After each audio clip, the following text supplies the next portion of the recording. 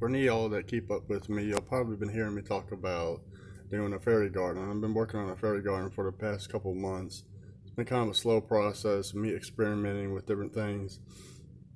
I made a fairy garden inside of a 10-gallon aquarium that had extra. It's been sitting around for a long time. I wanted to do something with it, and I wanted to challenge myself and use a lot of my skills I've learned over time and stuff to make objects, or materials and stuff look realistic and look real. And so, I made this completely by myself with, just using different basic materials you find around the house and stuff. And there's only a very few items and stuff.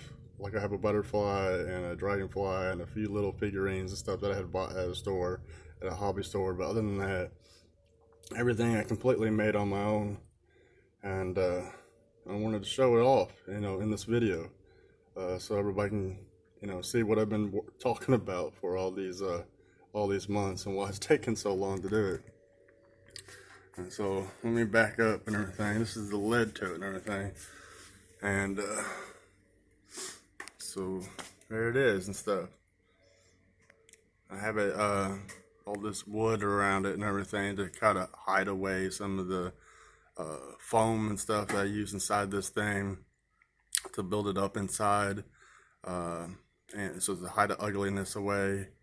And I put this lid on, and the lid's mostly just to hide the fairy lighting and stuff that I have in here and stuff that lights this thing up. It has different settings. Right now I just have it set at it just shines light on it, but I can do different types of flickerings and everything. And I usually leave it on and just kind of looks like fireflies flying in the air, which is real nice. But it has a waterfall in here, and like I said, there's the butterflies, and then there's dragonfly and the few little figurines that I purchased. But everything is pretty much made out of different materials that I have on hand. It has a working waterfall in it. And let me open this thing up so I can show you a little better without the glass of the glare of the glass. So here's the little LED thing and stuff, little remote control and everything. Yeah, this gives much better lighting and everything. Back here and stuff is where the filter pump is and stuff that pumps out all the water into the waterfall. Nice good little steady stream and stuff just runs down. I was actually hoping for a better looking waterfall, but with having the power up on the pump too high and stuff, a lot of water comes out. It's two little streams. It splashes all over the glass and everything. Doesn't really give it a good appearance.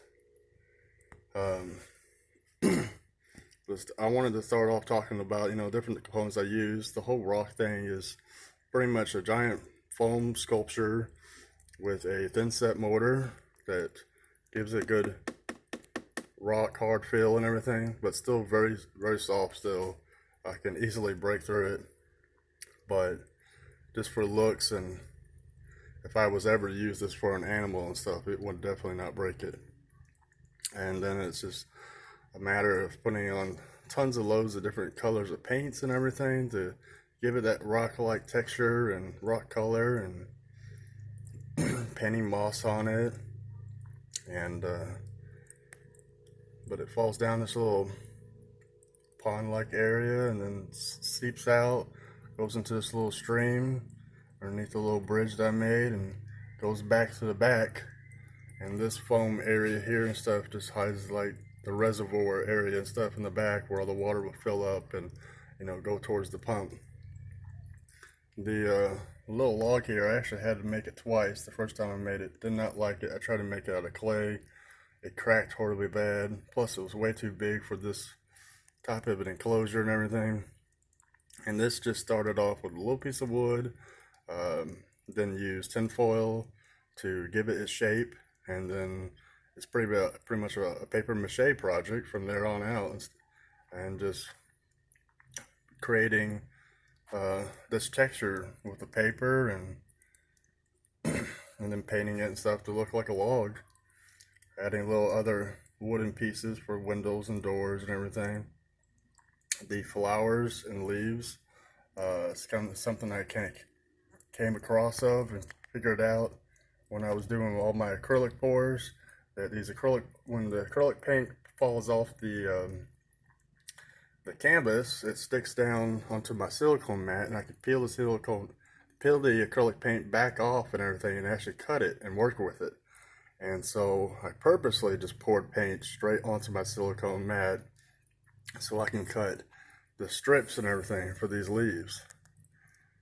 The leaves, at first I could not get them to stand up. I found out that I can take some very, very thin wire, which makes it look like the little, I guess, vein or whatever that's in the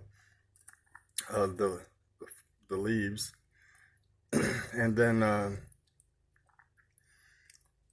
they help me, form them the way I want to, have them sit the way I want to. A little bit of paint went over it and everything, helped blend it all well together. And the flowers, they were just left over from the acrylic pours. That's why they look so marbleized and crazy looking. But I was able to cut them and shape them and glue them together and stuff to look like flowers. All the grass that you see in here, they're wood shavings from my table saw, which I just dyed them basically with some paint and everything, and let them dry for like 24 hours. And I had different textures, very, very fine textures and stuff that I pulled out from my sanders and everything that collect the sawdust, very fine sawdust. And that's why I was able to make this more lifelike moss, and these little mosses that's on these little rocks. And so this is just little bridges basically made out of little skewers that are cut and kind of shaved, and then I burnt it and everything to make it kind of look kind of old, and sanded it a little bit. And but yeah, it's basically all the basic components and stuff that brought this together. I had this creative idea with these little roots and everything. This is a little bit of hemp rope that I kind of teethed and everything with a steel brush. And then once I had it teethed nice and frayed out, I just kind of hung it with my hands and sprayed it with some brown paint to kind of, hold the fray and everything. And then just kind of glue this in place, and they kind of look like little vines or maybe little roots or everything. And so yeah, I mean, a lot of time working on it and everything. It's what looks really, really nice stuff. This was more of a challenge for me, because I always talk about how I can make these little enclosures for animals, and honestly this one would be great for like a little frog or something. And the humidity gets really high in here. Actually, last night I was testing it with the lid on and with these lights on, and the whole thing fogged up on me because it gets so warm in here. So I think a frog would love this area. Lots of shallow area for the frog to get wet in and hide in and climb on. And I think it would blend really well in here. And not many other animals I think I would want to put in here or anything. And too, like I said, everything is the silicone and all the protective stuff that I use in here, and the acrylic paints and stuff, all that's, safe for animals and stuff. Definitely when it's all cured and dried. I don't think there's anything in here that I'd have to worry about with an animal of any kind. I did go up to a pet store and find out that a lot of this stuff, it will be okay, because it is considered non-toxic once it dries and cures. And like I said, these are just little wood shavings. If they did consume it and everything, it would be fine. It would be okay. And but yeah, so when I put it's real nice to have the lid on it, and looks real good. But I'd have to figure out some type of ventilation or something, because it will fog up. Right now and stuff, with me throwing this lid on, it's not going to fog up. But give it an hour or two and it will be very foggy in there. See, there's that flashing setting that I have. somehow I accidentally turned it on. But yeah, I just wanted to show you what I've been working on for so well. It's so long. Quite proud of myself. And thanks for watching.